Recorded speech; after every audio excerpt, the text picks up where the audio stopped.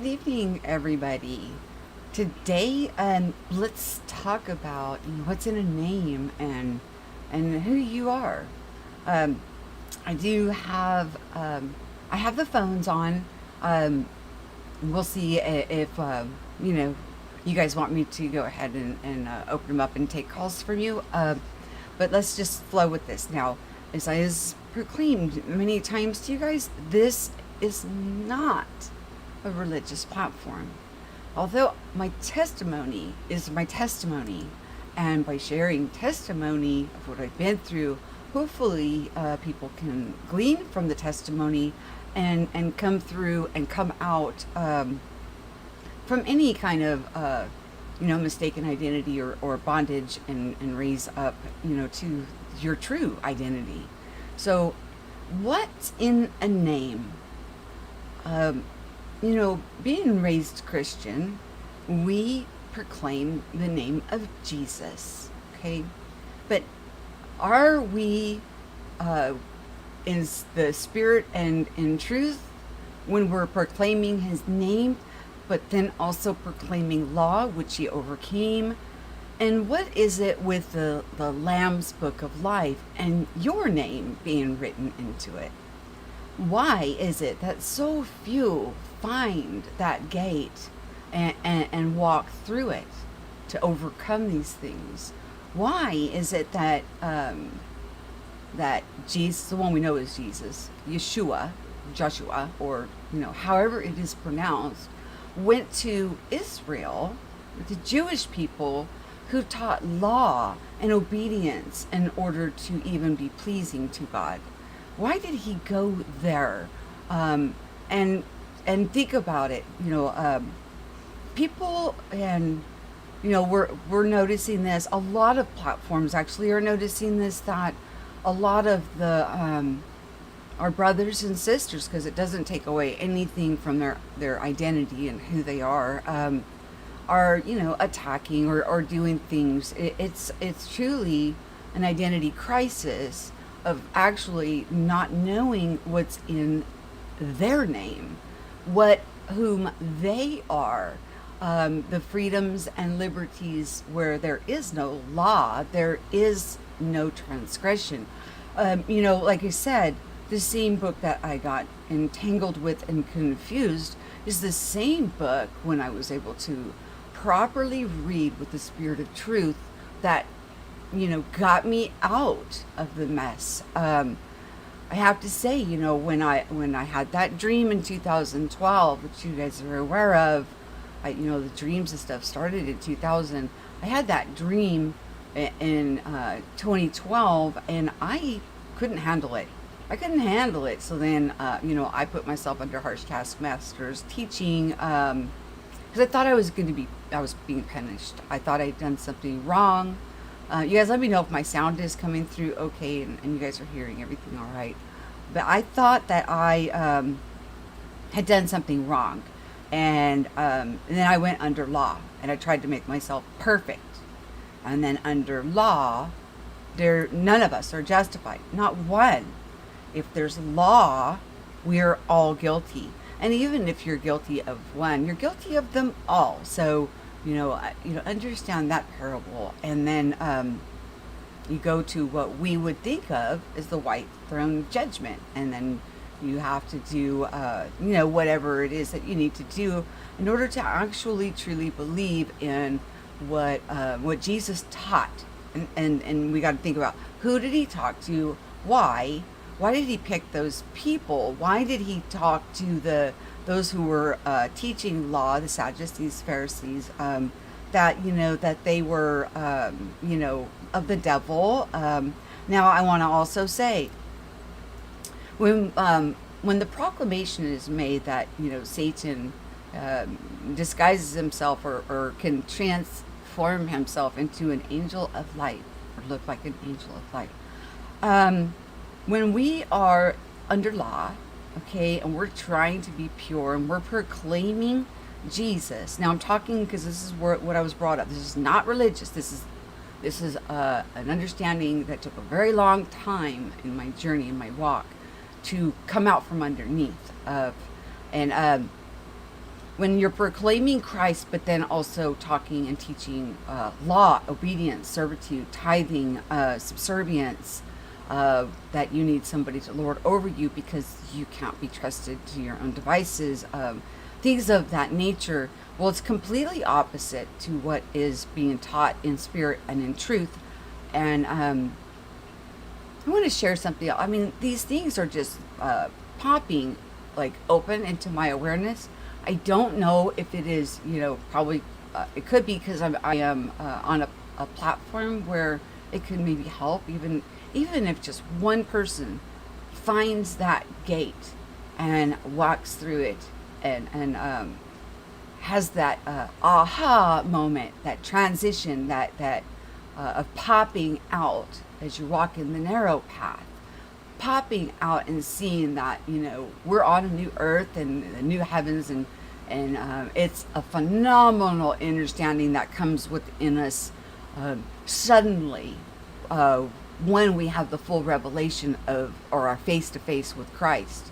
And the face-to-face with Christ is basically his teachings, what he came here to do.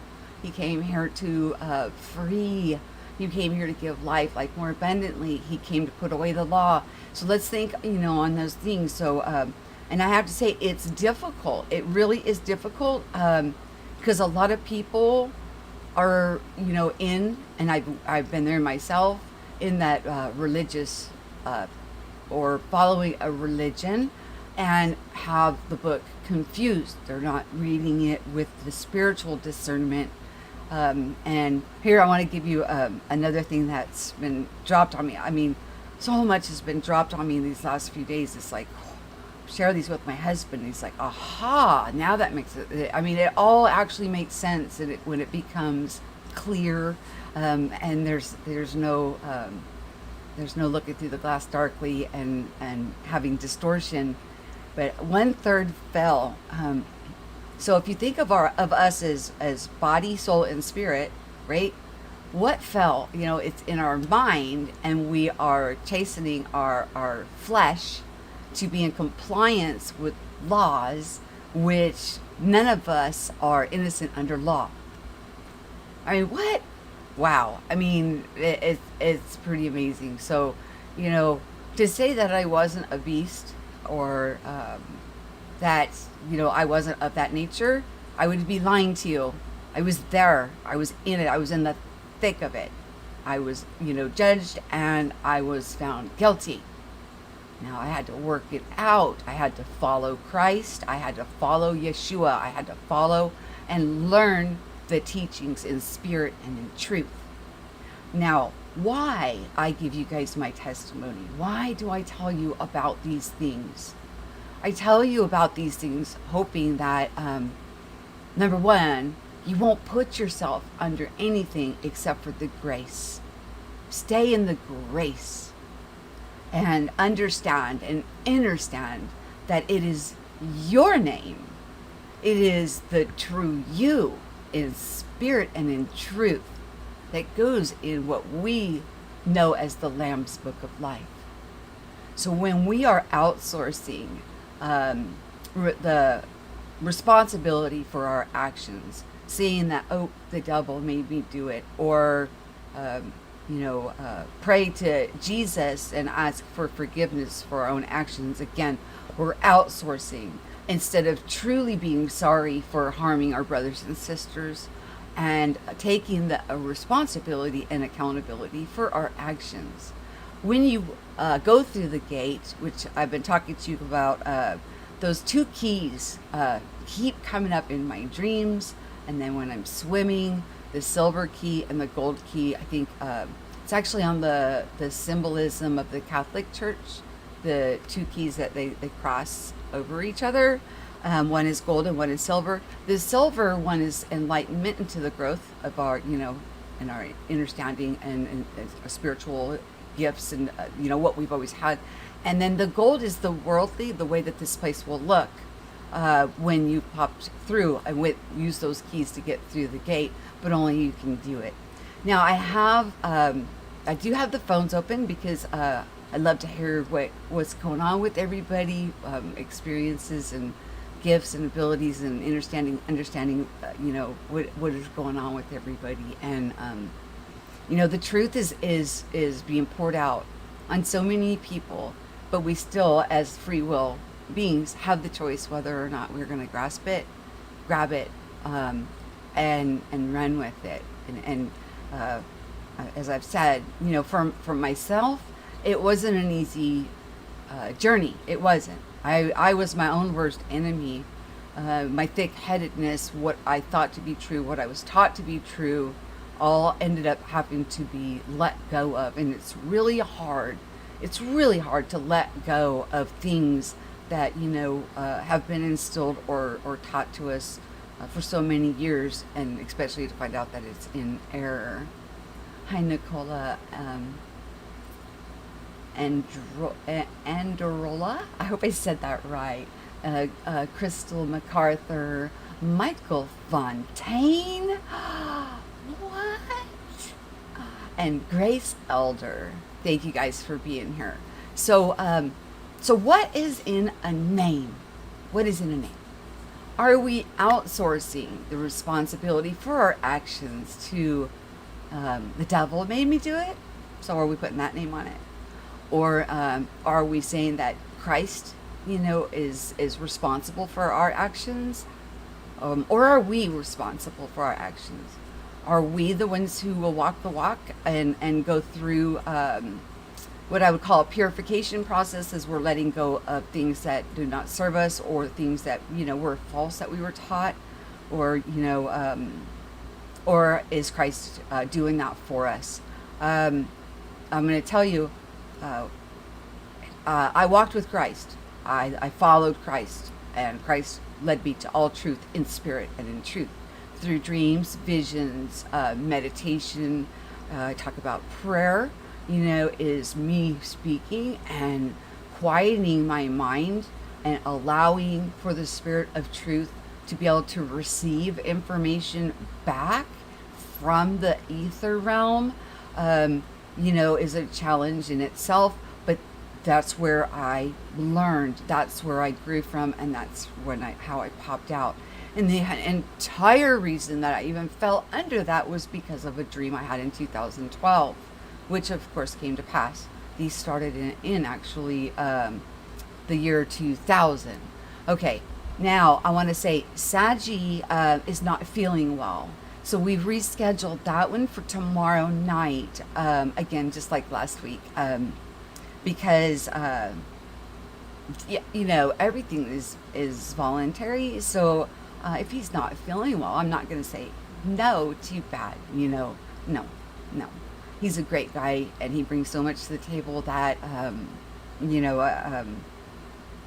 I'll definitely will work with him, and it is what it is. So so I rescheduled that one for tomorrow night, but just like last week, I've got the phones up, and I've got them going. Now I want to tell you that and once we get the foundation on the rock, and people are standing on that rock, knowing what is in your name, what is the truth, your true identity, who you are. And the 1/3 that fell is the trying to fleece our flesh under law, which, think about when you're a child, or when your child is saying no all the time to you, what we call the terrible twos or the ornery threes, okay? And they're realizing their identity, and they're challenging us. Well, the innocence there, we're trying to tell them rules, and they're saying no. What do they know in that pure state at that age before we teach them something different? I also want to say this background that I am using, my dad made, and my dad makes these phenomenal backgrounds for me to use. He's very creative, very artistic, and it just shines through his work. So so this is a new background to share with you guys tonight, and yeah, it is. B&J Enterprises is the business, and again, the IMEC conference link is in the show description. I have popped in and out to the conference, back and forth, seeing different speakers. Now, I'm not. I may be missing it because I kind of like will pop in maybe 10 or 15 minutes, as you know how notifications work when a new speaker comes on. I may be missing where they're talking about the Mandela effect and where it's led him to from there. But it seems like I really haven't heard much about the Mandela effect or theories or of it, or and I'm not, I'm not poo-pooing on the presentations. I think each person who's volunteered their time and are standing in the front lines to share wherever they're at in their walk, in their journey through this conference, it takes courage, it takes bravery to put yourself out there, to be judged by many judges, as a lot of us are under a judgmental point of view, still not having that aha moment of knowing, your name and who you are and your true identity. We judge others, and we do things that we know aren't very nice. So, but that's my opinion on the conference. I just might be coming in too late to actually hear their testimony on the Mandela effects and what they actually seen change, and how then it has transpired into where they're going, now.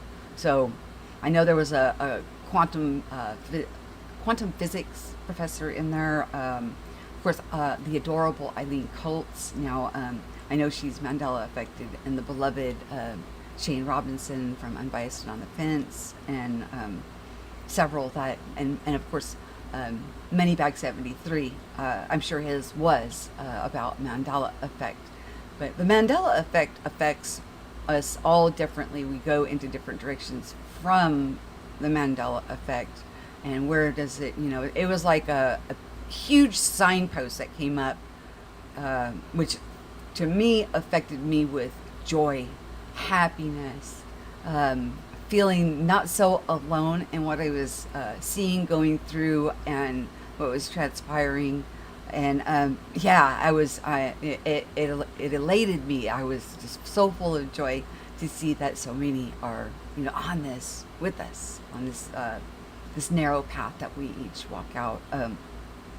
But I do want to get into talking about gifts. I want to talk about, sharing what I know about how to tune in the gifts, to get, clear on, dreams, visions, empathy, your toroidal field, your Merkaba healings, how to bless things, how to, like I said, I lost weight by changing my perspective, to teach on things that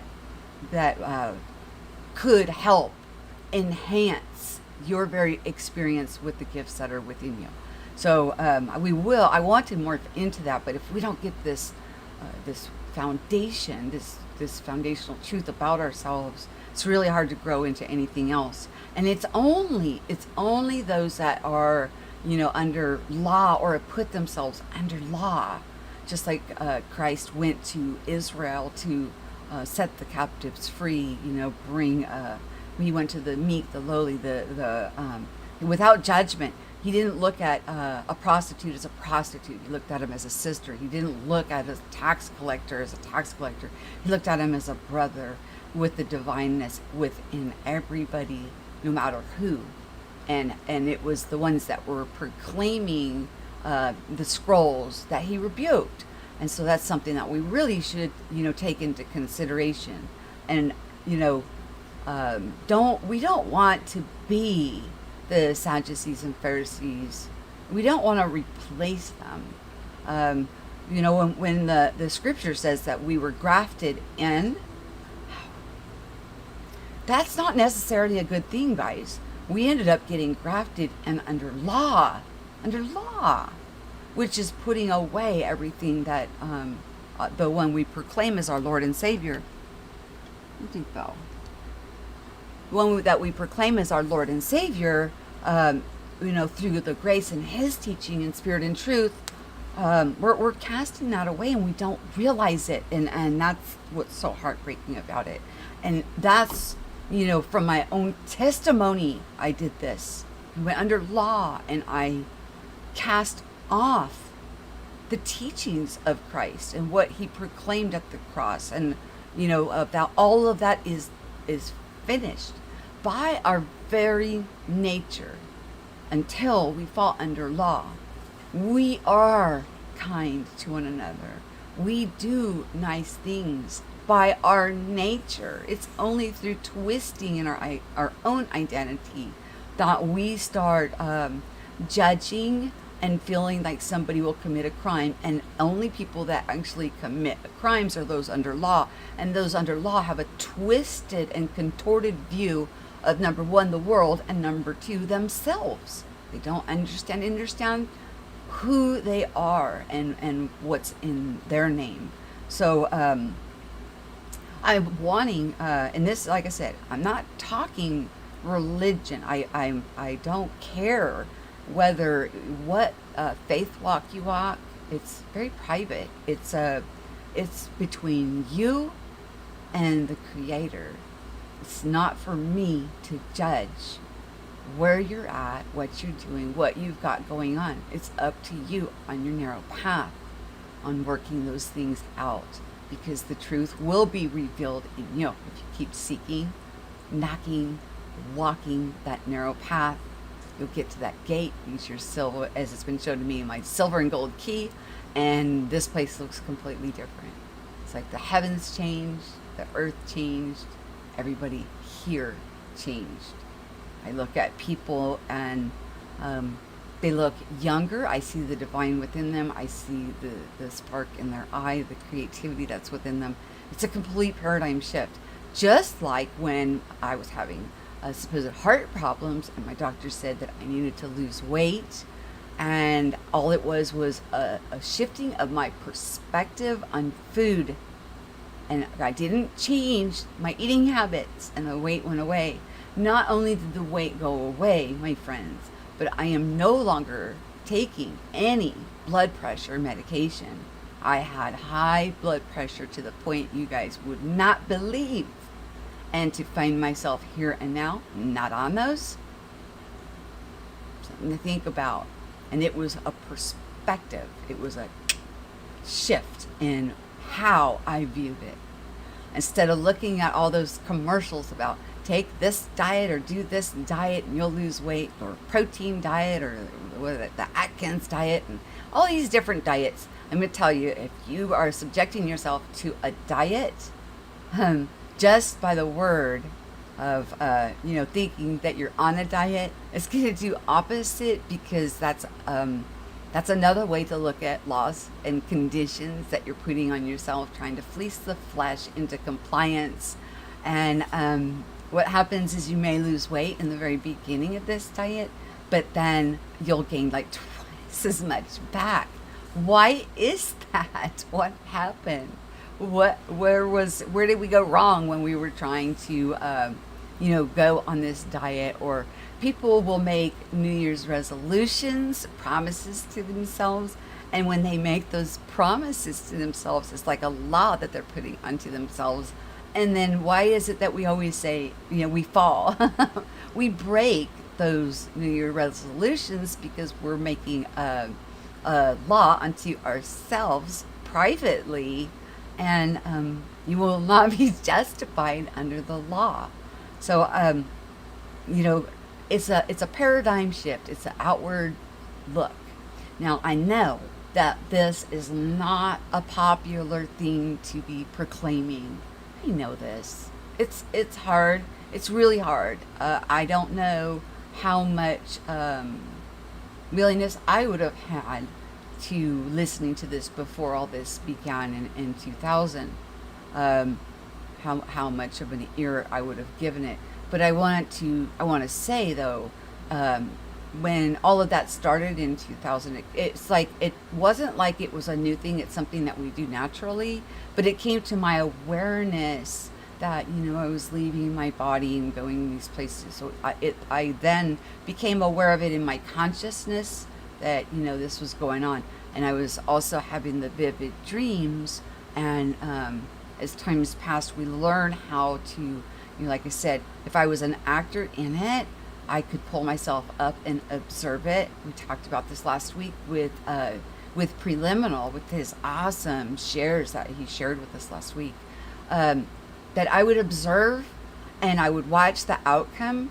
And if it wasn't a good outcome, when I would actually walk through that and it was manifesting in my life, I would make a different choice for a different outcome. And then I would have a deja vu moment.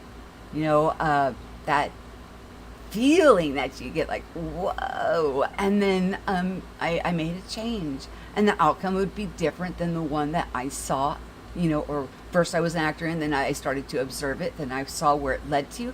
By making that change, I would have a deja vu moment in the waking world life, and then how it would affect and change the outcome and the direction and the trajectory of where we were going. Kind of like the near-death experience where I've told you guys that I was taken to that place, and then I was shown several outcomes. I was told I didn't have to come back, but I was shown different like projections or directions of one individual's life if I chose to not come back. And none of them were something that I wanted this one individual to experience. And as soon as my heart locked onto them, bam, I was back into my body. And I want to tell you where I was at. There was no pain. I felt unconditional love. It was so beautiful. Guys, one thing for sure, don't fear death. Don't. A lot of people wonder how I could be doing this with losing my daughter, a little over a year ago. Well, I know I will see her again. I know. I still see her. The things that I miss are I don't get to hug her. I don't get to kiss and love and visit. I am blessed, however, that she actually came on to not only affirm my testimony from her observation of what she's seen from a young child, but she was able to give testimony of what was going on within her. So I can listen to that. I can still hear her voice. So, and I can see her, moving in and out, So, when we are poo-pooing even on technology, I have to say, just by having that and being able to look at it and hear her and, even though the words never change, it's still her voice and it brings peace and comfort to my heart. And since having an NDE, and I went this other place, and I know, why would I fear death? We're here to learn, expand, grow on a spiritual soul level. The Spirit is teaching in all truth. Okay? So if you're wanting and seeking truth, seek it in spirit and in truth. Not in, it will manifest outwardly around us, as I've talked about several times. It will manifest in the reality that you're walking in. Look at those as affirmations. But to outwardly seek, faith and religion and spirituality, and taking it from somebody else as truth, and putting ourselves or subjecting ourselves under another, we're in error, because everything that we need is within. And the same tool that put me into bondage was the same tool that I used to come out by having, what we would call a Holy Spirit baptism or awakening, and Christ teaching me truth. through the word, rightly dividing it, seeing it for the on a surface level, it can look one way, and then when you look deeper into it and understand, even Christ himself said he had to speak to people in parables.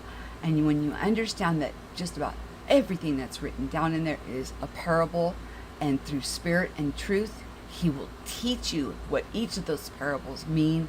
It's a deep understanding, understanding within you that all can access.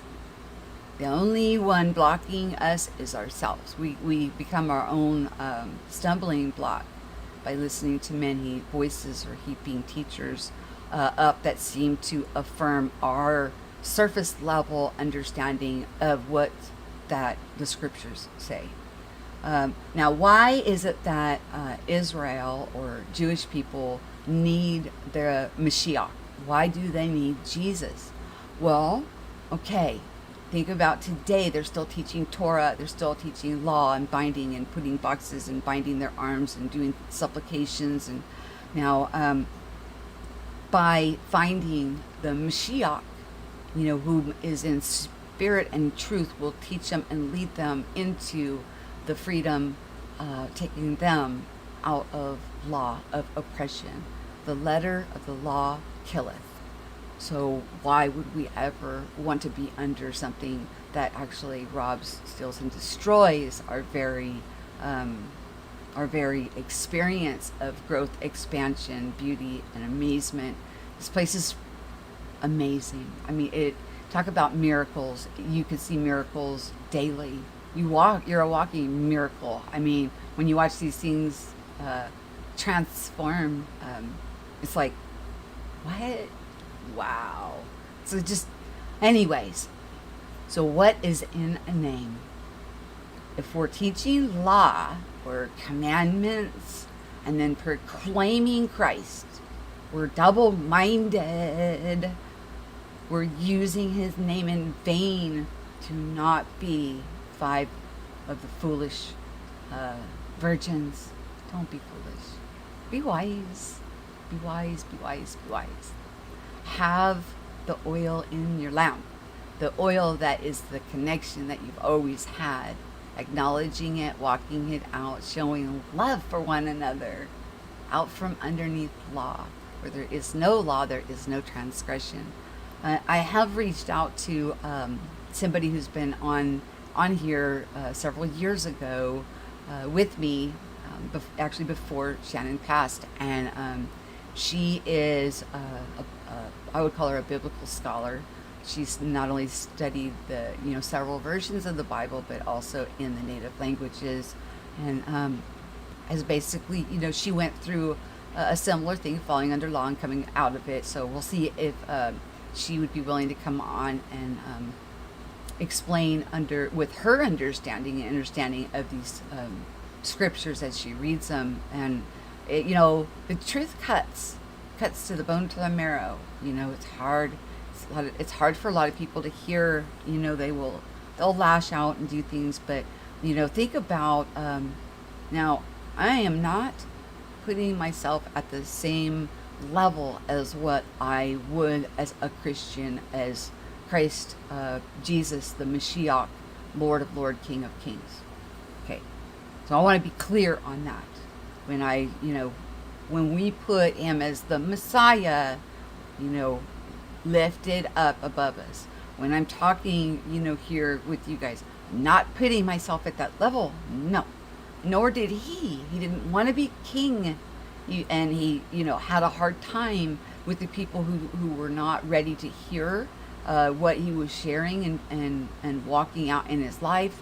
And even the 12 that followed, one, completely didn't get it. And the others, had issues and troubles, with a lot of the things that he was teaching them because of their upbringing and, what they knew.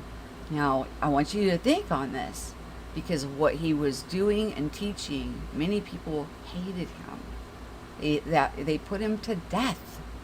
They put him to death over the proclamation of the freedom and liberties. making an open show, nailing it to the cross, putting an end to the law, defeating the devil, period. Because when he was on the cross, he still looked at everybody, even those who were doing it, with forgiveness and love in his eyes for each and every person here having their experience. So let that resonate within you. Hey, Red Bully Hype. Hey, JoJo's. DigiPK. Nicola. Okay, I'm going to pull up the phone number and allow you guys to call because it is Wednesday. I know it's late, but guys, it's so hot here that I'm basically I will stay up at night and then I'll take my swim in the morning, or I will come on early in the morning because my studio is actually in the garage. So being in the garage, I have a little portable air conditioner, but it just doesn't cut it when it's 101 degrees outside, and then I've got these lights on. It's like hot. It's hot now, so that's why it's either later at night or earlier in the morning, so at least we can have a decent flowing conversation and sharing with one another. Why I think it is so important for us to have, first of all, to understand where some are maybe coming up against some of our platforms. It's just confusion.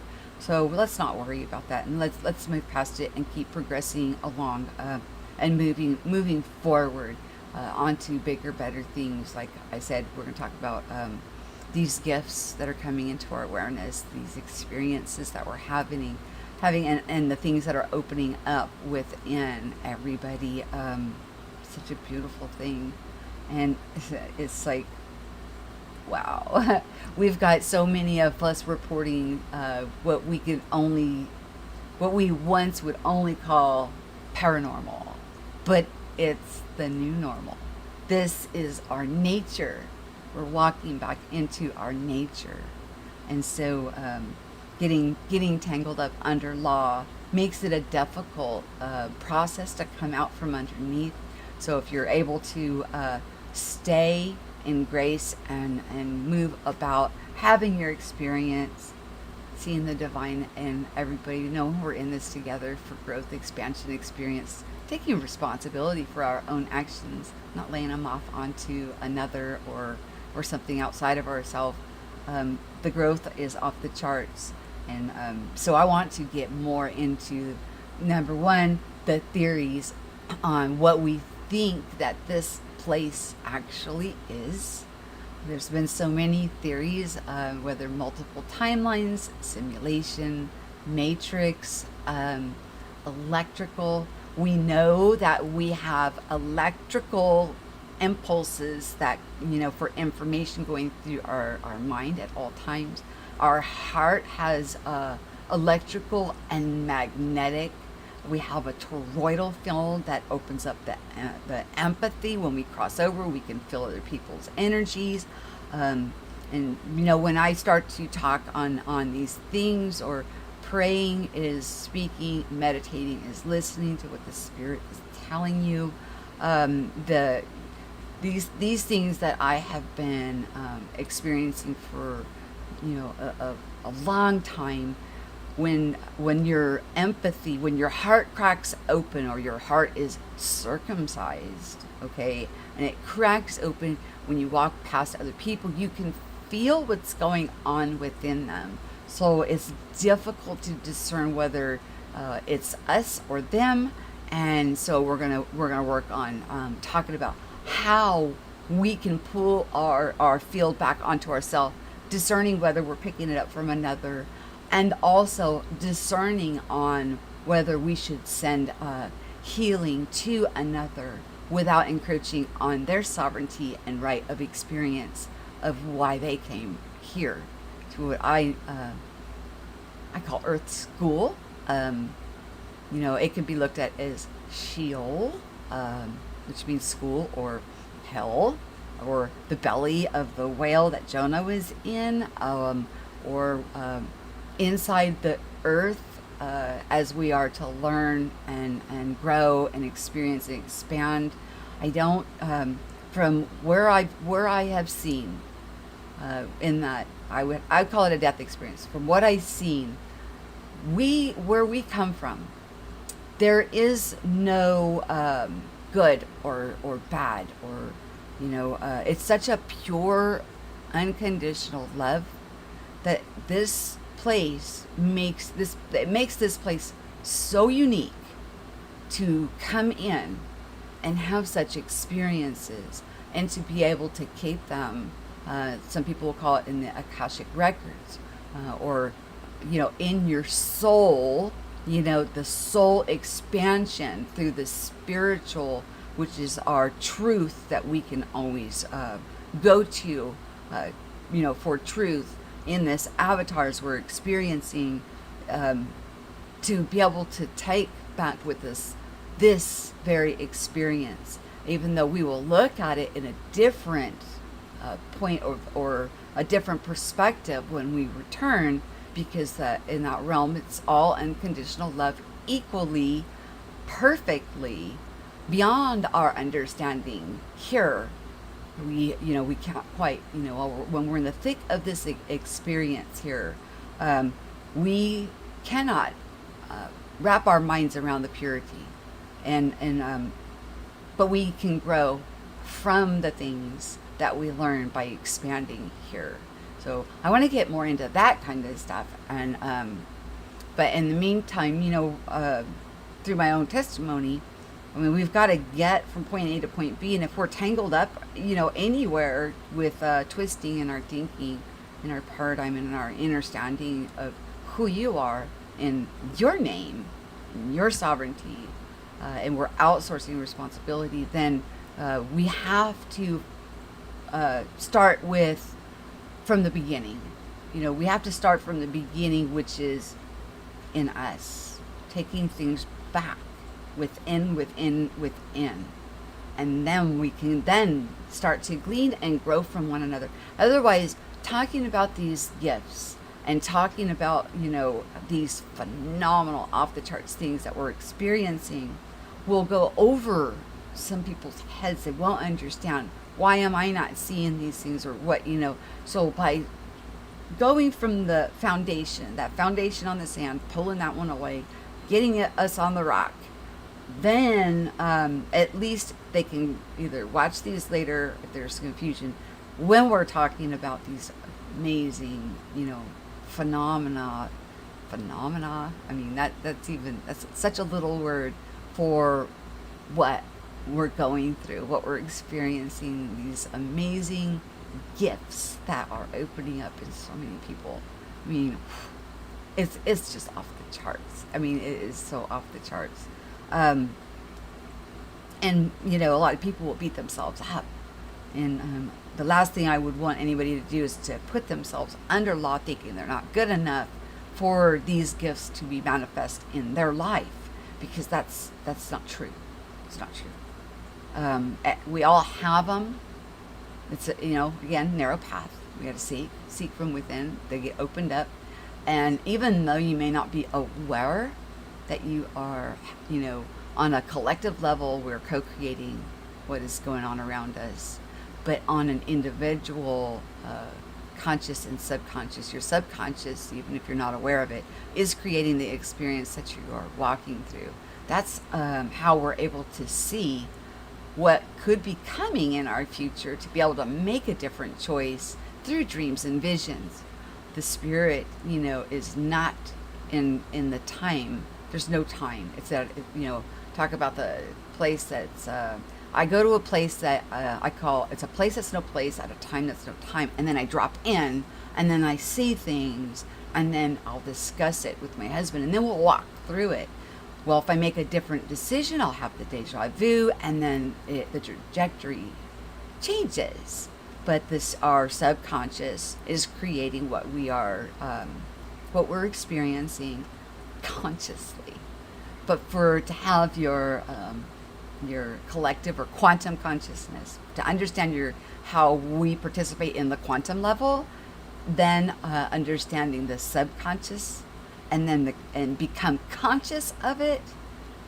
It's amazing. It's amazing. There's no stopping This revealing, there's no stopping this unveiling. There's no stopping any of these beautiful things going on with these so many people. I mean, it's not a lonely walk anymore, and I am so grateful for that. Okay, I am going to pull up the phone number. Remember, the phone can hold up to 5 callers. You will come in on mute, stay on mute. You mute the show because you will be able to hear everything. You can still, chat in the stream while you're waiting and all that, but just mute it so it doesn't feed back in when your line is open. So if you think that because somebody's on the phone that you cannot call, no, you can. It can hold up to 5. And as I see, if there's multiple callers in there, what I'll do is I'll shorten it up a little bit to give everybody who is called a time to share what they have to share. I will be on troll alert, so if anybody tries to come into with twisted understanding, doesn't mean we don't love them. It doesn't mean we don't respect. We love and respect everyone, no matter where you're at in your walk. It's your walk. It's your narrow path. But if it's going to cause, disharmony, confusion for maybe somebody who's just stepping out of that box of control, stepping out of law and into the grace and these amazing abilities. I don't want to, I don't want discord here. I want us to be, I want us to feel safe in sharing and gleaning from each other. Okay. I'm going to pull myself down and I'm going to put up the phone number. Where am I? Okay. Do.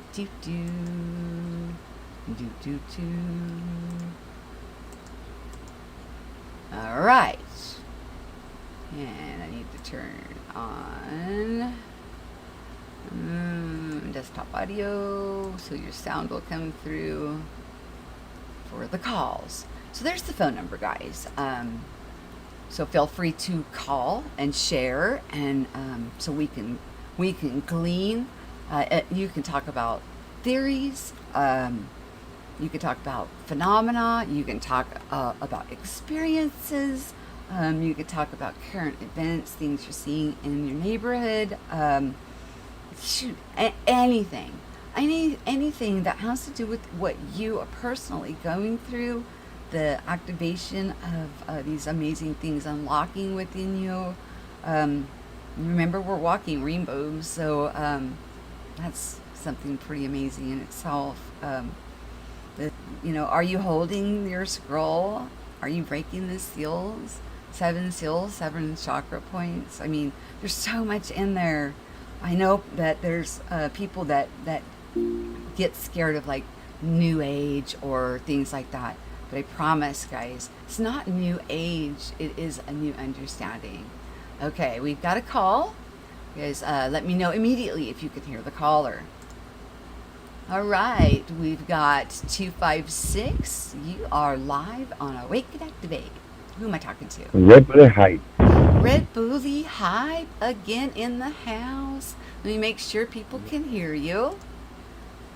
And you guys, Can hear. let me know in the chat if you can hear him, and because I've got him piped through my microphone. So you gotta keep, because I can hear you. So I just want to make sure they can. Let me see. Keep talking though. Yeah, I am talking. I was like what you were talking about earlier. Can you hear me okay? Yeah, if you could speak up just a little bit. Turn your sound up just a little. Okay. A little bit more. Got it. Can you hear me now? Yeah, I can hear you. I just want to make sure that people can hear you. No, I think we're all like, we're all inside ourselves. I think we have a lot of energy, like energy bands. I would say like wavelengths in a way. And I think every once in a while, we when we connect to each other, I think our energy comes together. It's a weird theory. But as far as like, our energy comes together, and the more people that surround us and feel the same energy, they're drawn to it. It's like, you ever seen people that collect tons and tons of people? They're drawn to a certain person, like their energy is like wider than other people's energy, or it stretches out longer because they have no problem being themselves. I think understanding yourself and being honest with who you are makes that a more connection to other people, because people, they really they're really drawn to you know powerful energy, you know Mm-hmm. So what are you and I feeling? think What's going on within you? right now, Mm-hmm. uh, I'm feeling moved to talk to people about what's going on in the world, how I feel like it's going wacky, um I don't know. Lately, I've been feeling that pretty strong. I've been advocating out there, talking to people, and it's like, hey, people have to stand up eventually and come together and try to help heal it, and not just watch it happen. And you know what I'm talking about, I'm pretty sure. Like being Um, active. So like on your quantum conscious level, your vibration, your energy. Not only are you wanting to shine a light on it, but you're wanting to put your energy into trying to, you know, looking for peace. Am I yeah, understanding that right? Okay. yeah, looking for peace, but also like a spiritual movement in people. I mean, people, we used to come together and have hope. Hope was a big ideal of, I think, American, just not just American, but just people in general, person to person. Hope was something that gave people a purpose, and it helped people come together and for a common goal. Hmm. And I think people have walked away from that. They're starting to get too numb to violence and things that are happening, and they're ignoring it, almost like it's you get numb to it. The more violence you see, the more things you see, less shocks you, and so you allow more. And I think that's what's going on right now with a lot of countries right now because of the COVID and because of all the things going on with the riots and the hate and political. It's getting political, and I'm feeling more like moved to like heal it. Like people need to come together and just start just saying, hey, we can't, this can't be the way we break down. Because I don't want a broken system. I don't want my kids to be raised in a broken system where there's not a chance of hope. You know, Yep. And what is hope to you? What does hope that to word me, mean to you? Mm-hmm. a brighter future, a chance to be better, embarking on a journey that you never thought you could be on. When you wake up in the morning time and you have a hope for a great day, that's small hopes can become big hopes. It's like one little tiny energy wave to become something bigger. And towards the end of the day, you can move into a different part of your life where everything seems like it makes more sense because you didn't back away from your true calling of doing something important. Okay. And so how do you? I'm I'm trying to dig in, a little more about what you're sharing here. How do you propose? What do you think would be the best way about creating this hope, this for this change of peace and harmony with different cultures, backgrounds, and everybody just loving one another? What do you feel is the best way about bringing that? Are you thinking, in the spiritual realm, adding to the quantum level through your energy vortex and vibration, or do you think that by physically proclaiming, or what are the best? What do you recommend people do in order to have people calm down and just to love one another and make this place a better place?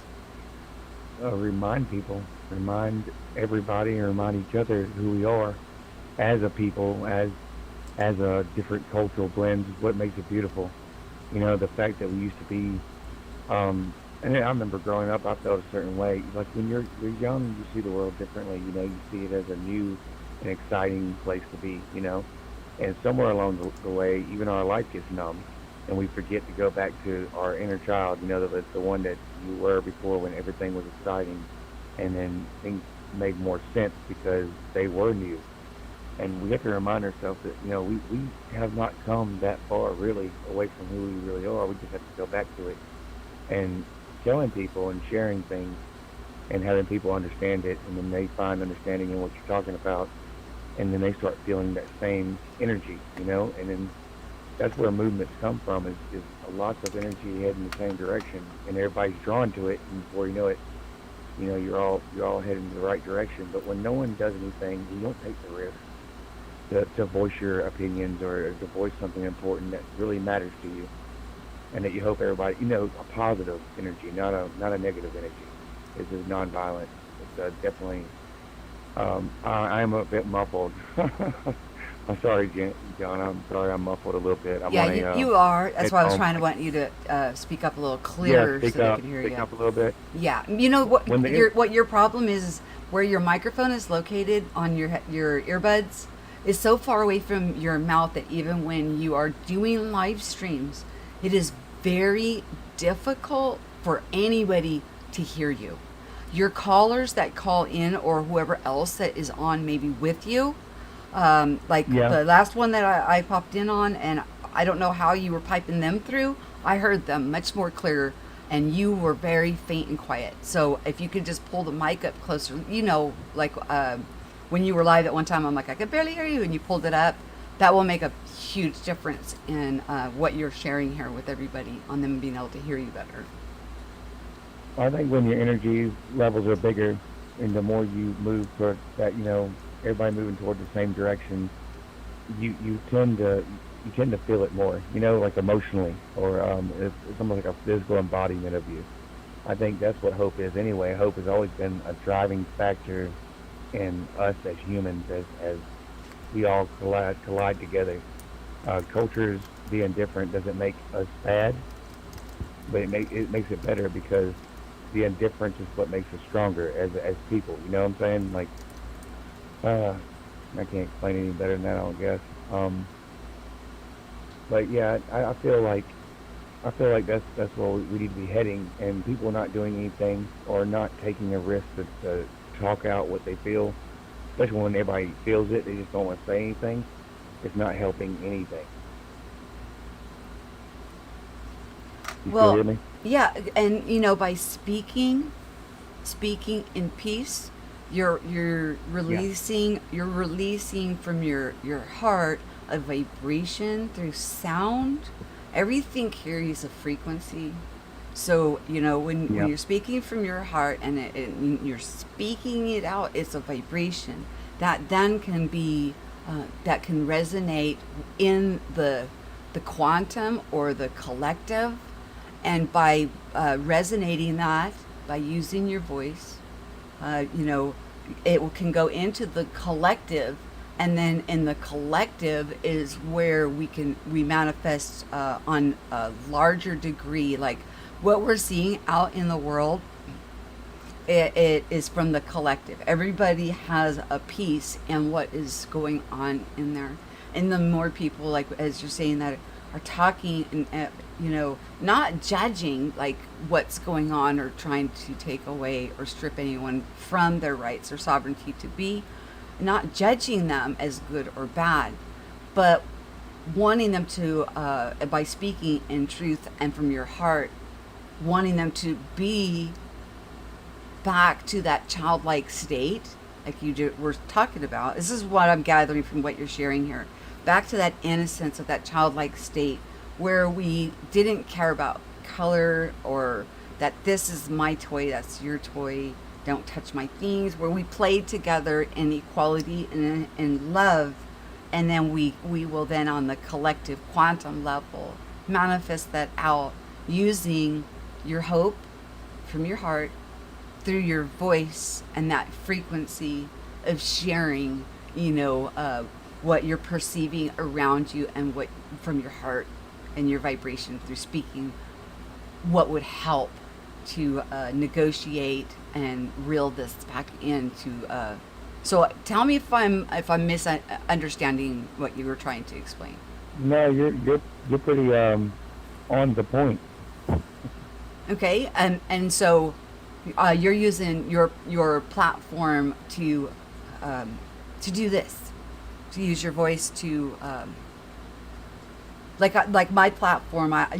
It's not, I'm not a religious platform, but although I talk about the religion that I got bound up in from my testimony, and then I want to get into the gifts and how what you're proclaiming here, that hope, that vibration, that energy, and how you are discerning a way without judging or removing anyone's sovereignty on peace that can be had. It is achievable. This is not something that, I don't know where we got this division. Oh yeah, we know where it comes from. I mean, it comes from law, and whether it be from government or my country, my border, don't touch my stuff. Just like kids, don't touch my toys. Don't touch my Don't. stuff. So we know we know the root of it. It's a matter of proclaiming it out with our heart and through our voice, the vibration, the frequency you're emitting out. And by using your voice and your platform, then people can resonate or at least hear and feel your vibration, and then if have it resonate and within them, and so on and so on, and then it will eventually affect the quantum collective. Yeah, everything takes root. A voice can move mountains, they say, because when you echo it, especially on today, we have great platforms, with internet and the social media, and if you use it properly, it's a really great tool. You can reach more people. So to me, that's where I use my platform. I'm trying to advocate, like, hey, we gotta heal this, and we can't just watch it. We got to be a part of it, because not a part of stopping anybody, but a part of reaching back to where we used to be and what was lost, and regain it, at least some of it, the good stuff, and try to have a better future, especially for our children, ourselves, and our safety as individuals. So that's where I've been. I've been on that platform. I just got off live stream a little while ago, right before I came on your channel. Oh, really? You saw any of it? Well, Yeah. yeah, it's been so hot here. I get my days and nights messed up. So I was like, I went into a coma this morning. I missed the entire IMEC conference today, and because I was like sleeping, and then I woke up and it was 6 o'clock in the evening, and I was like, oh, I'm still tired. I could still sleep, and then I was like, no, I have to get up and get some caffeine going, because we have the call-in show tonight with Saji. And then I checked my email, and he had tried to get in contact with me this morning because he wasn't feeling well. So he did get with me very early. It's not his fault. My days and nights are mixed up. So yeah. So take another caller if you got another caller. I don't want to be like taking up. There's nobody else. It can, like I said, guys, it can hold up to 5. So, and I'll know if somebody else comes in. So that's not an issue at all. You're fine if you have more that you want to share. As long I think people are listening to you. They're enjoying what you're sharing. So it's all like good. Of opinion. I do think that when people are gazing out, like if you're watching the news or and seeing this. See, I want to get your thoughts on this. Okay, this is something that I get my information. It goes in me to my heart from the ether, from not the ether cable that goes to my computer. But it's amazing how the word ethernet is a connection. Wi-Fi, is another connection of us using technology. I wonder, because when I walk and from where my position is, I don't see all of this disharmony going on. It doesn't encroach into my space. And when it does, it's there briefly and then it's out. I wonder that if through this technology, because again, I like to talk about theories and things like that through this technology, are we able to actually reach through to different realms of possibility and, different, some may call it timelines, different worlds, or different realms?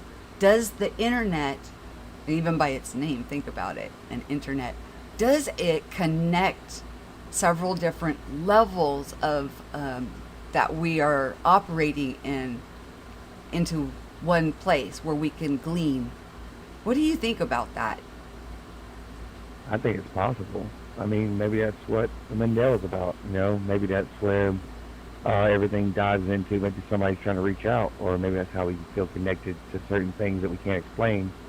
Is maybe they already have the technology that we don't have, and they're trying to reach out to us. You never know. It's just a strange. It's a strange idea, It but is, it's not. isn't it?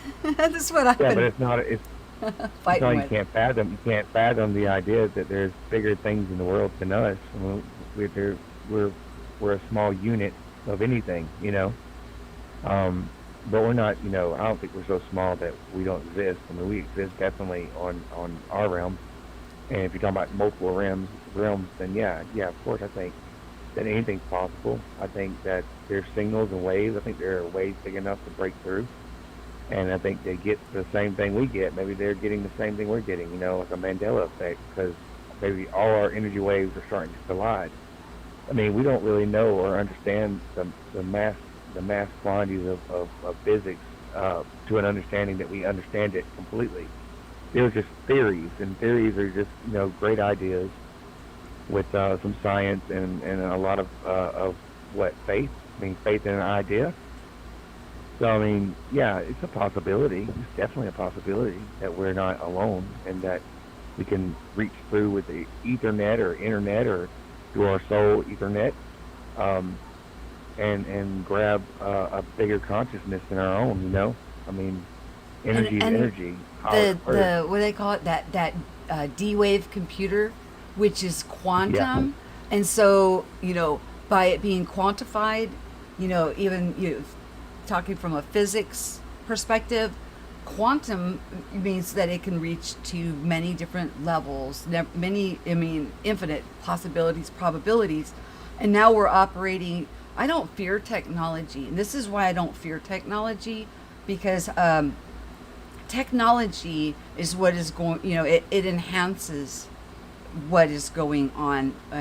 We can use technology to, like we're using it here, where we can, reach different people and perspectives and objectives and realms, and it's infinite. And but the D wave computer, different platitudes, like different platitudes yeah, would be what I'd say, and quantum computing. maybe if maybe it's 5G that takes us to where we can connect better, or maybe it's 7G that we don't even know about yet.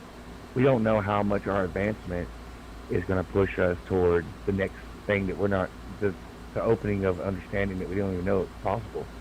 And technology could be the way we breach the gap. We don't really know. But it's an interesting idea. Love that. The bridging it is, by using D wave, quantum computers, Ethernet, internet, bridging gaps for us to communicate with one another that are, on different realms, or experiencing a different reality than our own that we're experiencing. But through this, we're able to come together and glean and learn and expand from what each of us are sharing. Well, perspective and awareness go hand in hand. And Your so does faith and perspective, hope. Yep.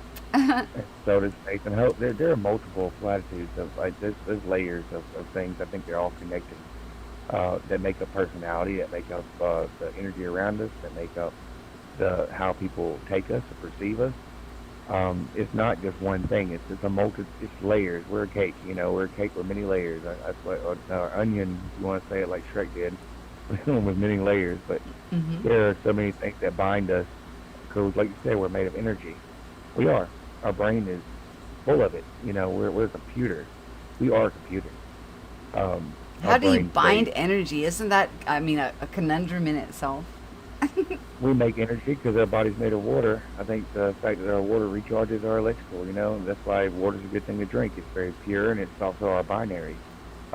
Why you got to be careful not to put too many Coca-Colas or drink too much alcohol or put the wrong liquid in, because then you're in a way, I think, kind of like taking a battery and putting it inside of something that's not supposed to be inside of it.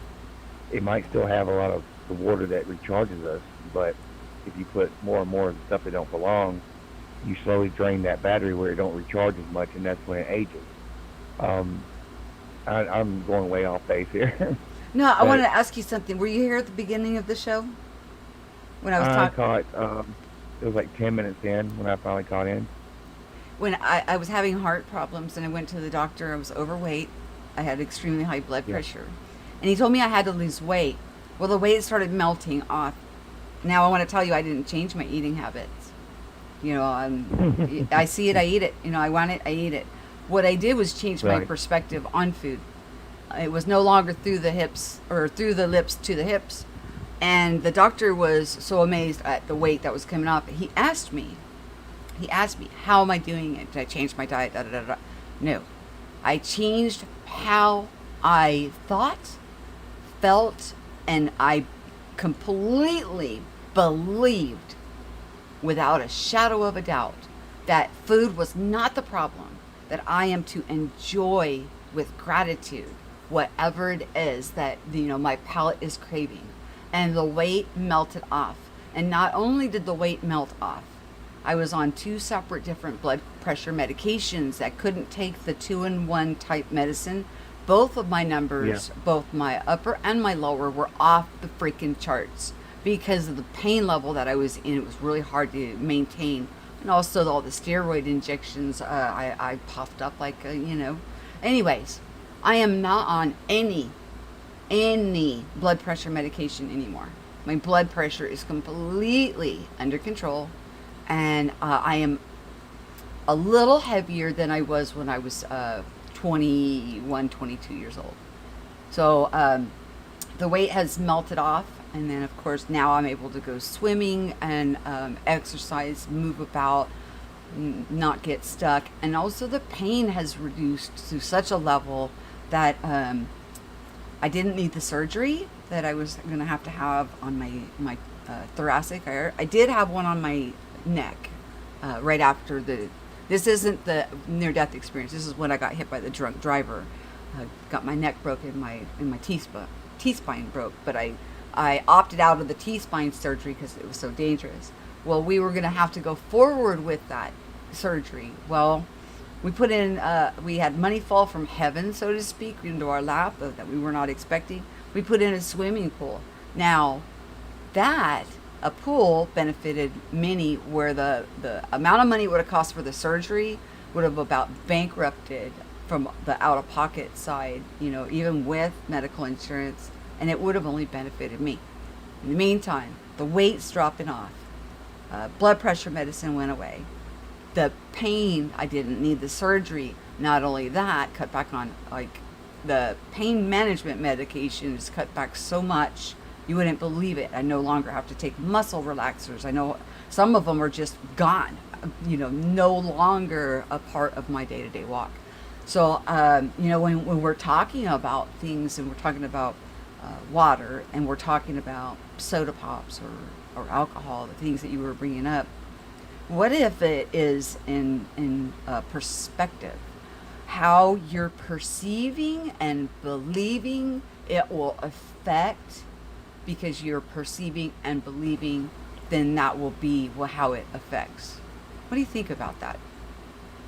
I think that you can mentally change and form your life at will. I think that if you believe in something strong enough and you change the way you feel, if you're depressed every day, I think that you feel something strong. It's depression. It pulls you into this certain bubble. This bubble of who you are, how you look at yourself, how you view the world, and a piece of yourself draws into that idea. But Mm-hmm. if you have an idea like I'm going to change, I don't want to stop eating the foods I like. 'Cause I like the foods I eat, but I don't want to be sick anymore. I'm tired of these blood pressure medicines. I want to do something positive. Use this positive thinking to make a new bubble that's bigger than the other bubble that blows it away, and then you're into this different way of thinking. Like you wake up in the morning and say, you know what? I know I don't feel like getting up at 4 o'clock, so I'm gonna get up at 4 o'clock and start working out and pumping weight. If I want to get stronger, if this is my idea, if this is my reflection of me, I have to make that reflection, what I want. I can't just want it. I got to actually go out there and do something physical about it, or do something that demands it to become so. We make our lives what we want, but we have to go the distance. We have to go for that goal. You can't just sit there and say, I want this so bad, but not actually do any of the work. In all good works comes progress. So I think in a way you mentally challenge yourself to, you heard what the doctor said, you implemented it, you made a positive focus out of it, you went after that idea, and you pushed yourself to that level and put yourself in that bubble that's saving your life, really, if you look at it that way. And you're not in as much pain. You found a swimming pool that's great for exercise, plus you just probably enjoy swimming, right? So, I And my mean, family can enjoy it. My grandkids, my child, my surviving child, and his family comes over and enjoys it. My husband and my parents. I mean, it benefited many people. Even the neighborhood children can come and swim as long as their parents are here to keep an eye on them. Um, you know, that benefited many than one thing that would only benefit me. And all that other stuff that I was listing off just seemed to like be a ripple effect. Like it started with changing my perception on food. If I want it, if I'm craving it, obviously this avatar needs it, eat it. And enjoy it with right. gratitude. And all the other stuff that happened, I'm telling you, Red, it was like a ripple effect, unexpected. It was unexpected things. But and in the meantime, I have medical records. I actually have tangible proof of this phenomena, this anomaly, from having a paradigm or perspective shift. It's in my records. It's provable. I think it's great that you changed the flow of your destiny. I think that's what would bring people to really enjoy, what you just said. You change the flow of your reality to best suit what you want for your future. That is a really cool way to say it, I think. And for But those who I you love or that are around me, I mean, it was more about, oh, of and course, besides the food thing, it was, when I looked at the back surgery versus swimming pool, for example, right. I looked at how is this going to benefit them. I wanted to Or how's it enrich going to somebody affect them, else's or life, how? and it's like it boomerang back and reflected in me what I wanted for them. I don't know. Yeah, The way a this place positive works, notion. Positive notion. Yeah. it's absolutely amazing. So by using your voice and your heart, knowing, looking around for what we're perceiving at this moment, not wanting your children to suffer some detrimental consequences from things that are on the world stage being acted out at this time. You're using your voice frequency to share, to shine a light on things for others to have a paradigm shift, or to, because everything starts with us and then radiates out. But all of us, whether aware or not, are on a quantum level participating. Even if we We're haven't all made a we're choice, all we have made connected. a choice. We're Yeah. all connected as people. People need people. Hmm. Without people, we can't really truly find who we are.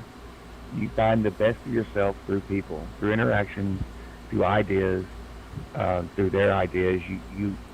Everything that people give you, and if you get around a lot of people, you'll find this out. But if you get around tons of people, or you just, go through life and just meet people and keep it positive, and try to take what they give you, because everything's a gift. Like when someone comes and gives you a story, okay, and you're a good listener, and you listen to the story, and something in that story clicks in you, then they've given you something that pushes you toward a direction that you didn't even know it was possible for you, because you didn't even have that idea until someone gave you the idea. That's why I talk about energy, that we have a lot of energy we give to each other. And it's almost like you take a little energy from them, but they didn't lose anything. They just gave you a piece. And then it becomes part of who you are later on. Like 5 years down the road, all of a sudden you're this person that grabbed that idea, and it's become who you are. It becomes like a part of you. And I think that's the greatest thing. You just got to be learn. You got to learn to listen. I have the biggest problem listening to my wife, and I probably should listen to a lot of her ideas. She's actually quite intuitive, and a lot of times I push away, and I should really embrace a lot more of those ideas. because that would probably, you never know if I pushed one away that would have benefited me, So it's like being positive is the binary of who we are. Being positive energy, people connecting to each other, and everybody going for the best of ourselves comes out, like I said, when we interact with other people.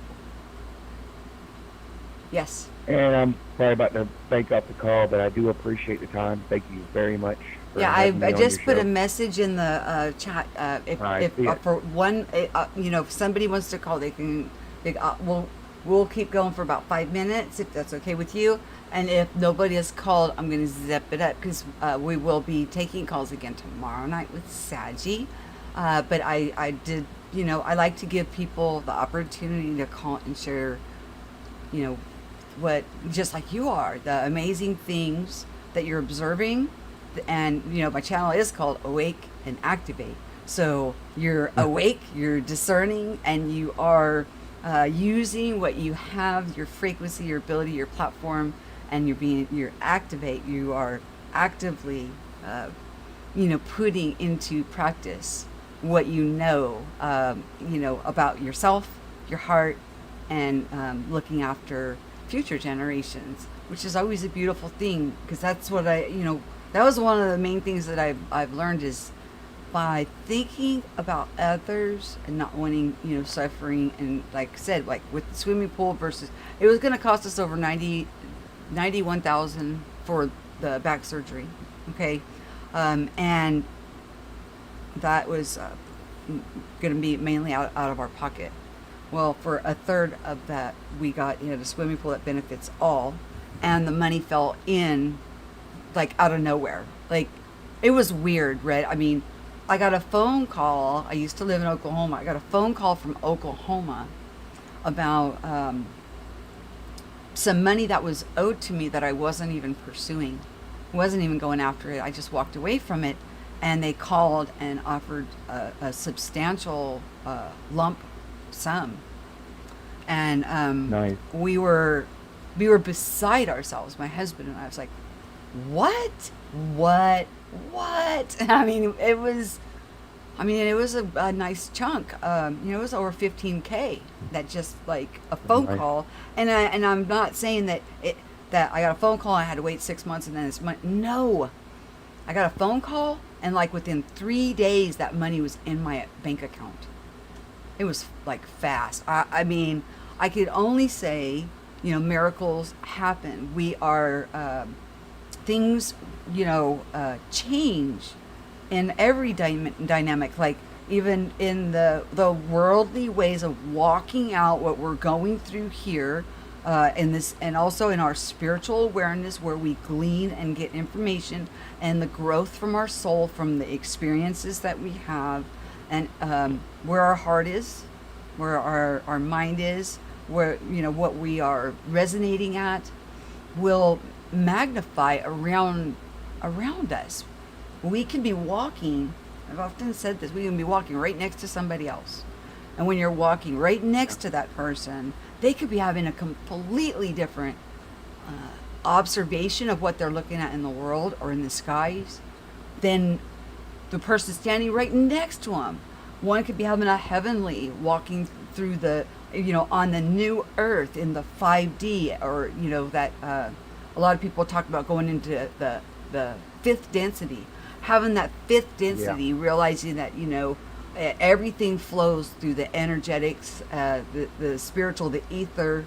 Everything has a frequency, vibration, signature, but all are tied. Everything is all. Well, this is my opinion. I don't see anything outside of God. Whenever I look around at plants, animals, everything here, I see God's fingerprints, so to speak, on everything. What an amazing creator to create such a place for us to be able to come in as his children and experience and grow from where we come from. This makes this place phenomenal. Just phenomenal. I was homeless for over a year. I had my truck. I lived in my truck, to go from being homeless and understanding and expanding from understanding lack,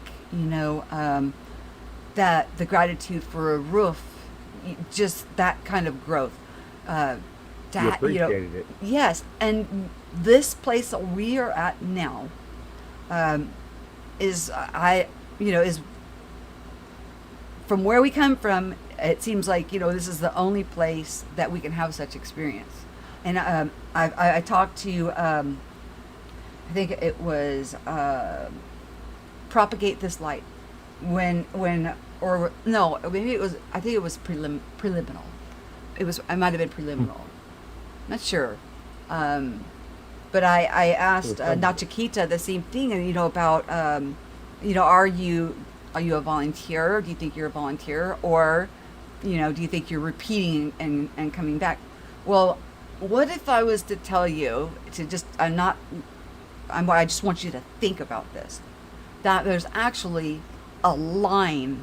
There's a line up of those souls or spirits to come into this place to have such an experience. Even though we get in here and we forget and we're like, oh, this is long and drawn out, and we get, learn fear, and we also then learn love, from forgetting, because we come in forgetting, and we get to grow with this and flow with this here. That we would actually line up to come in, even to feel pain, or I think we have some choices what kind of an experience that we want to come in and have. And if you're from some place that there is no pain and you flow in unconditional love, and that's where our nature is, that's where we come from, you would want to experience pain. You would want to experience heartbreak. You'd want to have those lows. Although we talk about them here as like, the haves and have-nots, and we have these hierarchies and all of these things in place, or you got the Joneses who have everything, and then you've got the people who live on the street. But the truth of the matter is, it's an expansion. It's a growth. It's a school. But when we leave here, we graduate, we go back to where we had come from, and by picking the more difficulty levels, of having maybe lack or homelessness, you picked a harder, or pain, or a disease, or these things that we have while we're here, is such an expansion or growth of your soul, of your very essence and your being. You get to keep that. When you graduate and leave, that expansion, you keep it. It doesn't go away. Now you perceive it differently because of you're back in your natural state. But I wanted to ask you, what do you think? Now this is just something that I think about, that there's a lineup of individuals, individual souls, spirits, to come in to this place. Well, I mean, the experience alone probably would draw a line anyway. Experience of life is got to be exciting, regardless. If you have never been in, if you want to look at it that way, you've never been into this exciting place where you get to experience so much. Experience and understanding, I think, go hand in hand as well. If you talk about coming in as a line, I mean, wouldn't you want to come in and figure and go through the different experiences so you can understand all that life really can offer you? Like, if you appreciate more the shelter when you're homeless, if you go to jail, you appreciate the freedom. If you're hungry, you appreciate food. When you lose a loved one, you appreciate memories and time that you have with loved ones. I think that every experience teaches you a life lesson that you can grow from, and then you pass it on to your younger generation. And even if they don't get it at first, they remember what you say, and they figure it out on their own, but they understand it better from you passing on that, that memory or that experience. And I think that's what makes history so important, the history of who we are, and the old ones, I say older people, passing down knowledge, because it gives them an idea of what they're looking forward to in a lot of ways, but they still want to go experience it, even though they know not to do something. You ever see a kid that goes and does it anyway? Do not steal that. You'll right? They go to experience it. They do it there and make their own mistakes so they can experience life in every aspect. I'm not saying you should find every aspect, but some people are curious and they just want to feel what the other people feel, you know. Hmm. Like you said, a rich person might say, I'm gonna just like live on the streets and not have to worry about all these companies I gotta pay for and all this extra, you know. And Hmm. then the person that's poor, he's like, I'm chasing after being rich because I never experienced that. And once they get it, it's the excitement of something new, and you finally get it, and you're like, yeah, like the YouTubers. You come out, you got 500 subscribers or 200 subscribers, and you're like, this is fun. You enjoy it. And then you get, but you're aiming to get big, right? So you get big, and then you're like, I missed it when it was just a small room, and I could have more fun with it.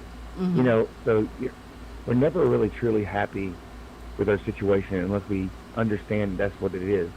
Just a situation, just a series of moments and energy and life lessons. And when you get down toward the end, you can share that with people, you know, that haven't gone through it yet and become a teacher. And I think that's kind of where you are. I think you're getting to the point where you're starting to teach people things that you understand or things you feel strongly about. And, you know, they can take their own, they can take what you give them, whatever way they want to take it. And I think that's what's incredible about humanity. And yeah, and even okay, even if from my experience, I try to share and teach what I have learned. I still always tell everybody, use discernment, seek for yourself. Everything that that I have in my awareness, or that has set up, things that I have gleaned, grown, and are grown into, is accessible for everyone. And part of the beauty of this place is, you graduate out, and then you look at this place, and you're like, dang. But and you want to come right back and do it again. So you're almost wanting to cut in line, because you're like, oh, I didn't know I could do that when I was there. Oh my gosh, I can't believe I forgot who I was. And but that's the beauty of it. And I wanted to touch on the homeless to the rich guy, and actually just every different element in between.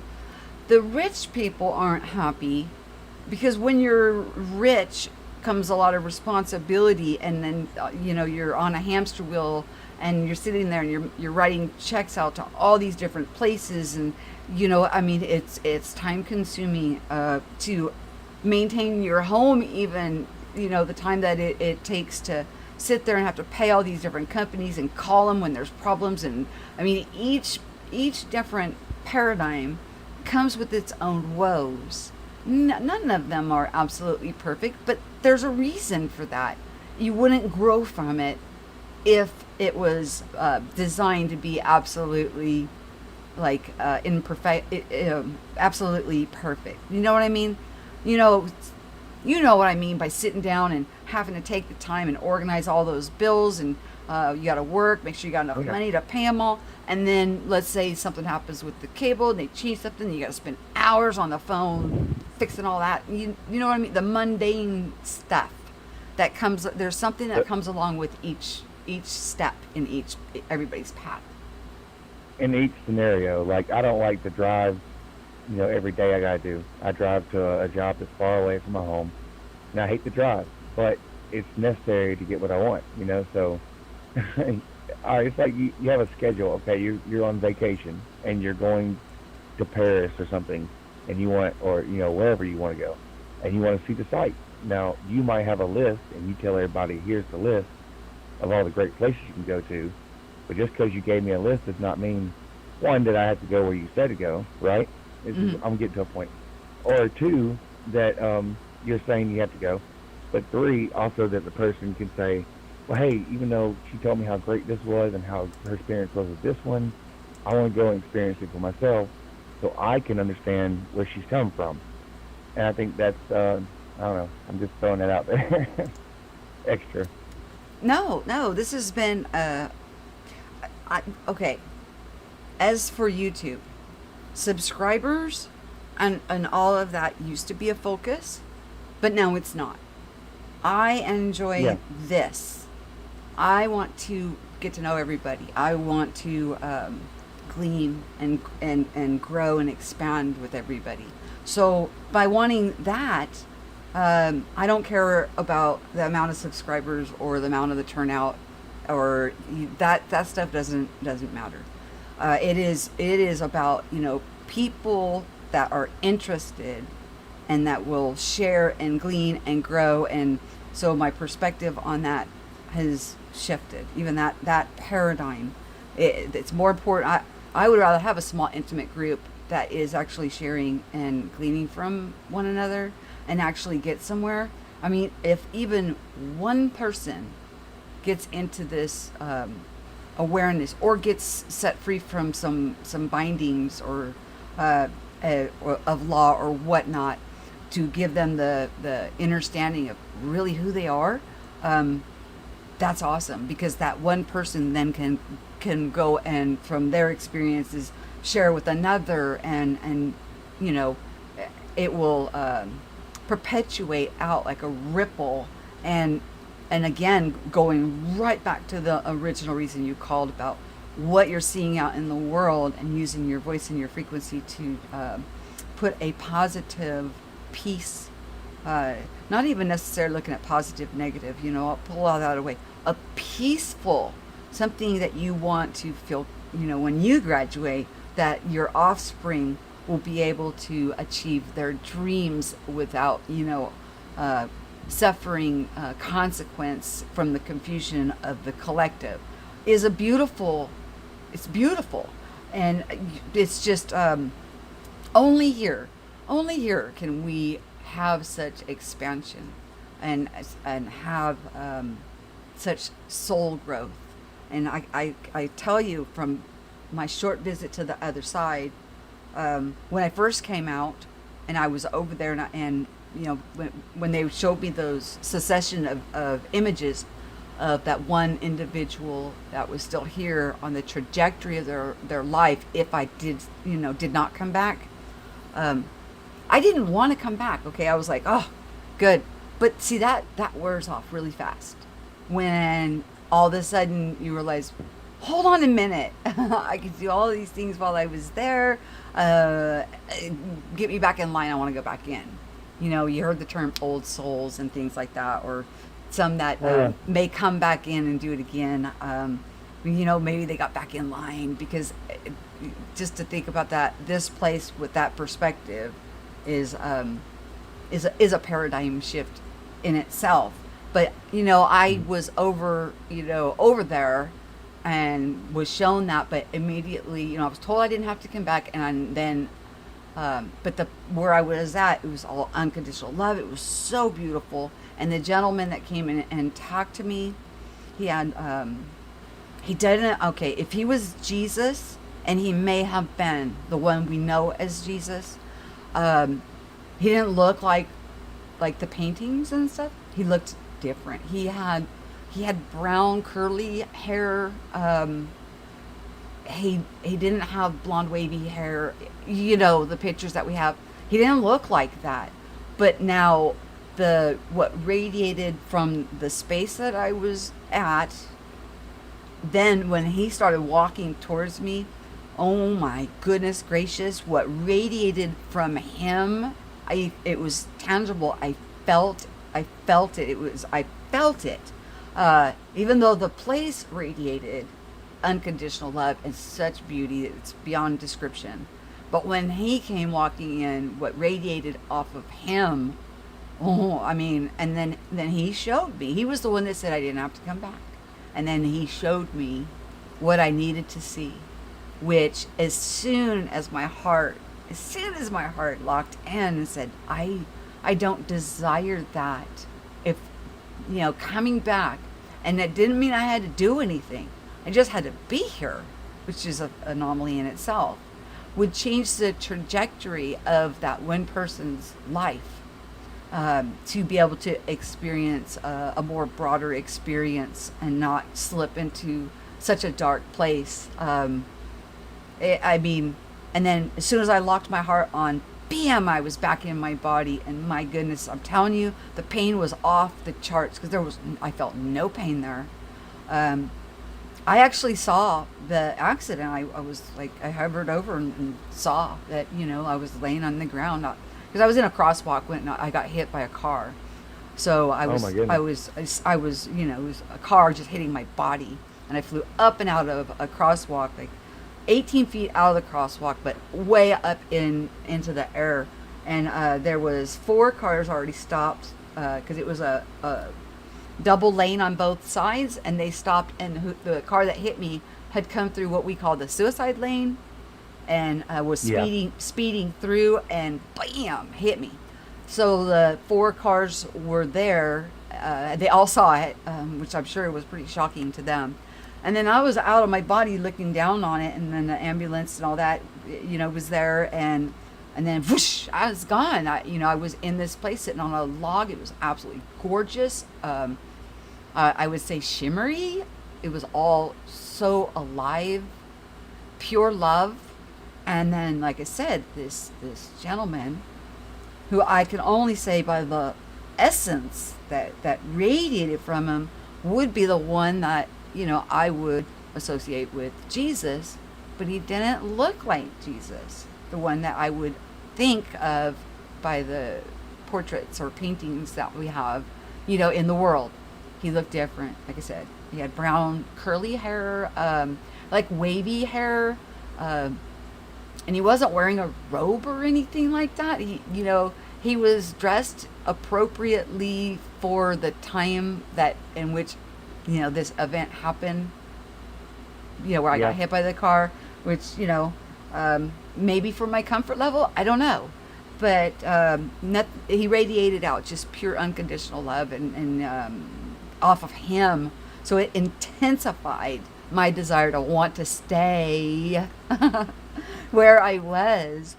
But then it was Right. me. It was me that I chose to come back, and I'm glad for it. I mean, if I wouldn't have, I would not have had the blessings of my children. Even though I just recently lost one, I wouldn't have had those experiences, and I wouldn't have had many experiences that I have had. I mean, my goodness, I was only 15. How much life had I already lived at the age 15? Not much. Right. So, it changed the trajectory of that other person's life from what I've seen to how they are even today. Whether this person, when they leave, that I will graduate and move on out of here, I'm not sure. I'm not sure because in the meantime, I've got my son, I've got my grandkids, I've got my husband. I've got other heart interests than I did at 15. You know what I'm saying? Things change and You evolve. Yeah, it's just it was an amazing experience, and I often do wonder that people that may have had a traumatic event, such as a death or near-death experience, and have touched the other side, if there is some kind of a phenomena or awareness of who we are that we actually bring back with us, not like when we're born and we forget. So these are things Well, that I I think question. when I was experiencing dying, which I never went to the other side, but I experienced dying, what it felt like to die, like to get close to death or your body shutting down when I had cancer. And it changed everything. And that's where I think I started to grow differently, was the people I met in chemo. I think they gave me such a piece of humanity I never gotten before, because everything, people were dying, they're realest selves. And I mean this honestly, a lot of the people were so real because everything they were telling you were in their dying days, because they were dying just like I was. We were all in the chemo place together. And the moments I had there, I will never forget. I think it formed a piece of me. It gave me positivity. I didn't want to look like I was dying to any of them. I'd come in and say, hey, why so glum? We're not dying or anything. Everybody start laughing. And it would be a positive thing, and we'd all just cut up and talk about our lives. And I think the moment that they told me I was cancer free, I was of course relieved, and of course I was ecstatic to still have my life to have. It's still mine at the moment, But a little sad, to lose the time with those people, because they meant so much to me. I had grown attached over the years, and but it gave me, that's where hope for me was like born. It's like I had this hope to desire to be a better person, and I really wanted that. And when I have children, I wanted more children, so I did. I made more. I wound up with 7, and I don't know. I feel you on that life changing, from a moment. Of course, I never. God knows if I went to the other side, what would I experience. But I thank you for sharing that story. By the way, that means something to me. Yeah, it's fascinating when you touch the other side, and what we bring back is, you know, we may not remember instantly, um, because it's so profound, and being young, as I was to try to articulate. They were also told. I want to just talk a little bit more about this. Is number one, I didn't even recognize my own parents. After the accident. You know why? Because I wasn't there. I was gone. Oh, And they were told from the injuries that I sustained that I would have to relearn how to walk, talk, feed myself. I mean, like everything all over again.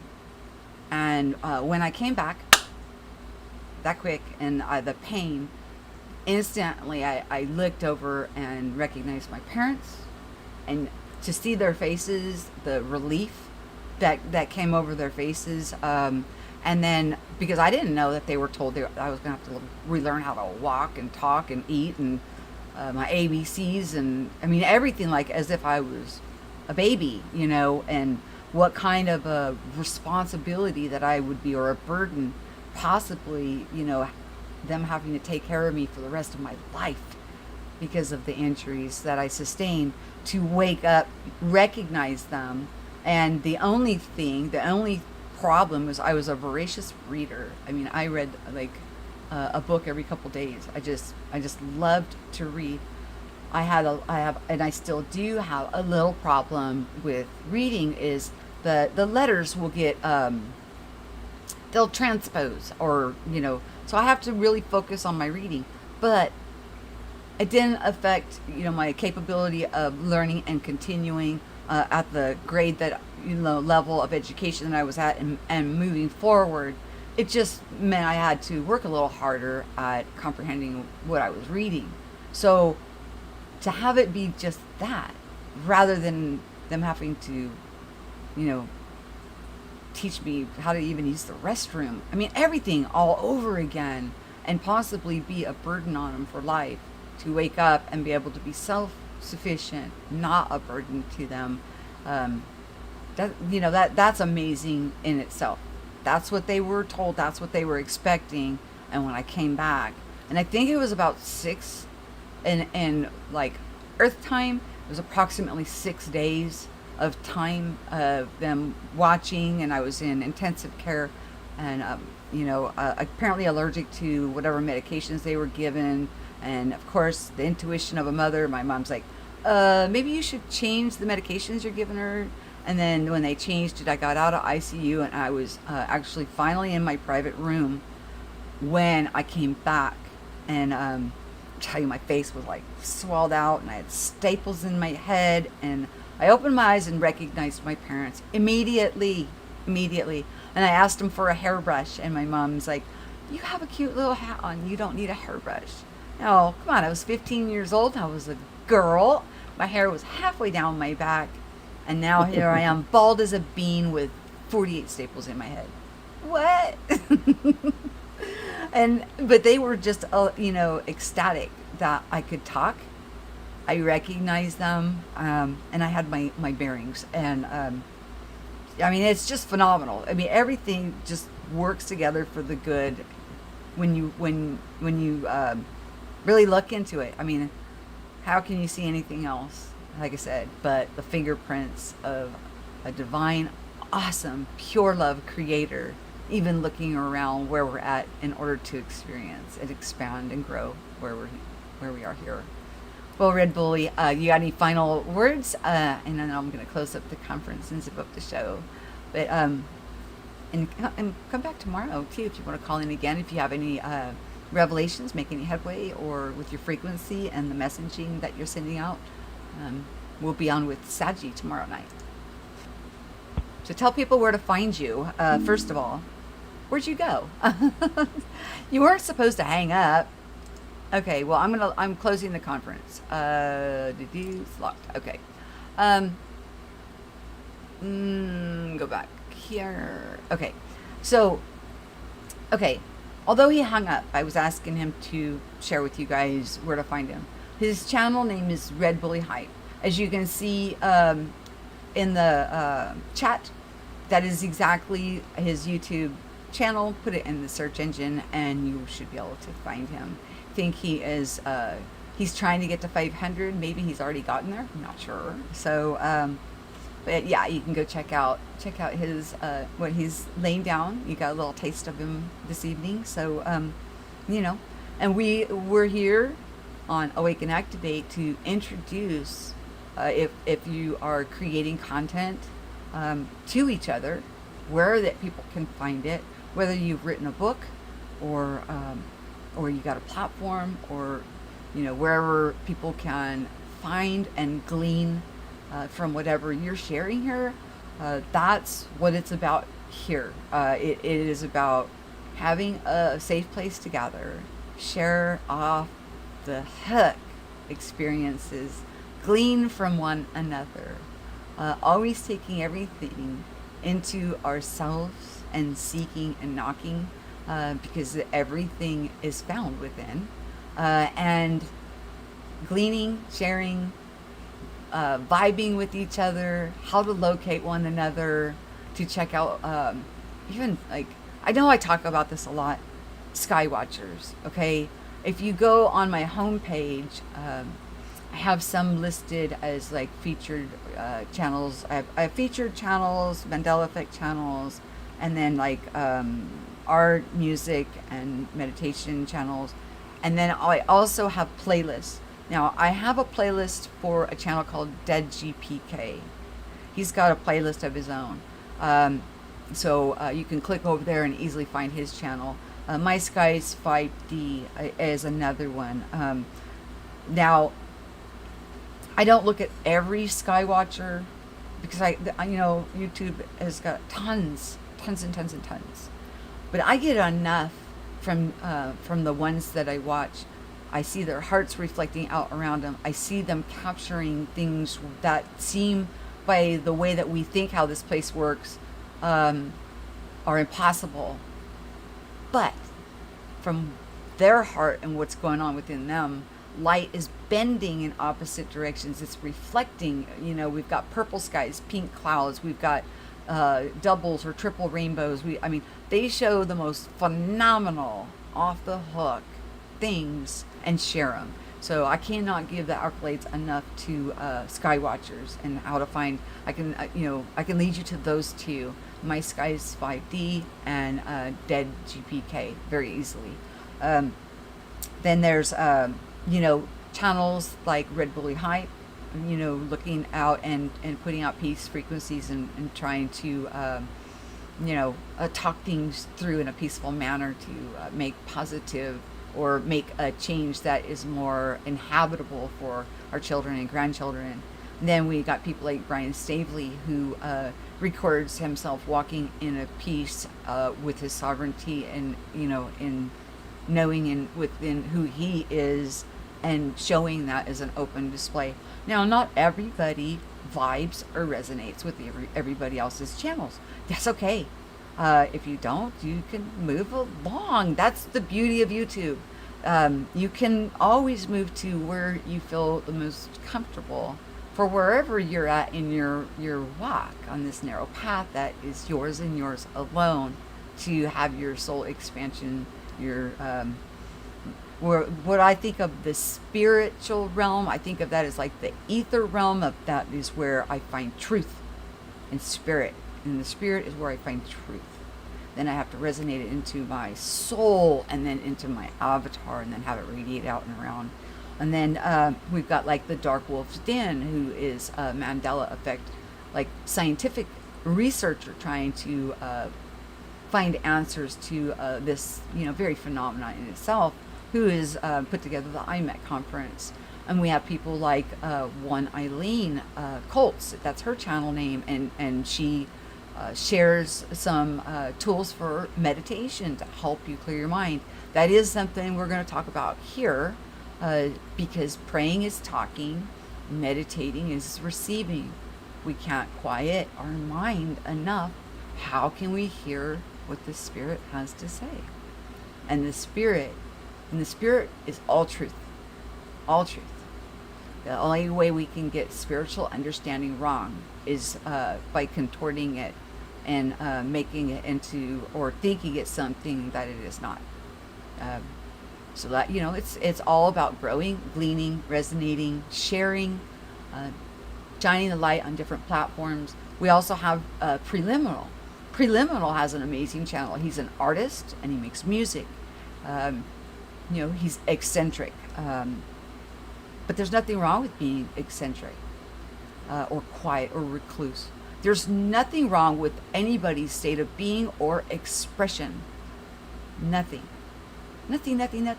And I'm going to tell you the things he puts out, although he doesn't appreciate them as he keeps pushing himself. A lot of us look at it and appreciate what he's laying down.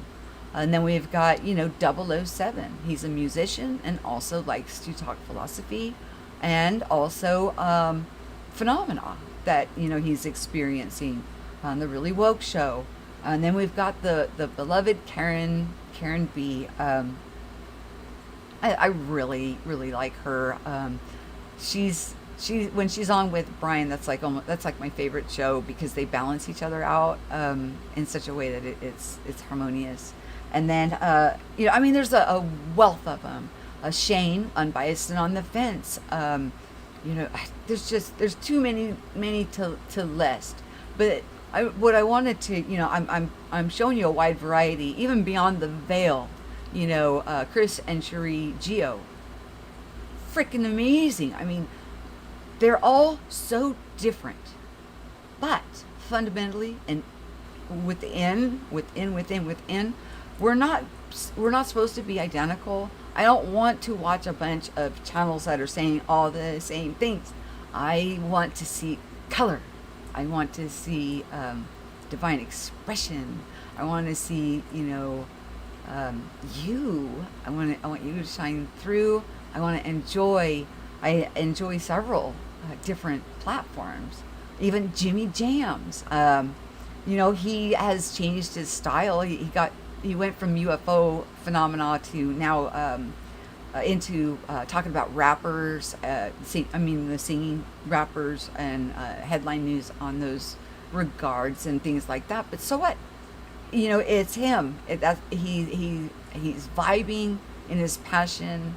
It doesn't make him different. His heart is still, he still cares. He still cares about people. So I look to people's heart, and then I admire the beauty of their expression and flowing in our differences that make us unique, because we are unique. You're unique. You're divine. You're sovereign. When we come into error is when we fall under strict, rigid rules that try to get us into a hive mind paradigm, cookie cutout of one another, and feeling a separation from the divine, when clearly how can God separate himself from himself? And that's even if he is a he. So that's a big assumption to even say he's a he. I don't know. I get an essence of that there is, here we experience the separation male-female, but with the creator, that's not a factor at all. It's just something to help keep us in the forgetting to remember, by bringing male and female together to procreate, so all of those who are standing in line to come in and have an experience have an entranceway through the womb to come into this paradigm, remembering to forget, so they can broaden their soul growth and their experiences. And again, discern what I'm saying. Take everything into your prayer closet. Seek, knock, and you will receive. The gifts the gifts are within us all. It's the fruit that we want to look for. Look for the fruit. What are they offering as fruit? Is it love, patience, long suffering, enduring with one another? Or are they judging and condemning, or robbing of your rights and your sovereignty to move about and express? Don't outsource responsibility. We're all responsible for our actions. Take them into account. Do the best you can do for this place. As Red Bully was just explaining, let's always try and leave a little fingerprint of us, of our existence here after we graduate, of leaving something good and for soul growth and experience for our children and our children's children and so on. So with that, you guys, we will be back on tomorrow night with Saji for a call-in show, which the phones will be open from the get-go on that one. And depending on if he feels okay. So if you see the reminder come down, it's just because, he's not feeling well. And I ask that all to lift him up in love and purity, and to know, that he too is just like us, here to have an experience and grow, and to lift him up in high thoughts, seeing him whole, so that he will feel better. And yeah, what a beautiful place we are in, guys.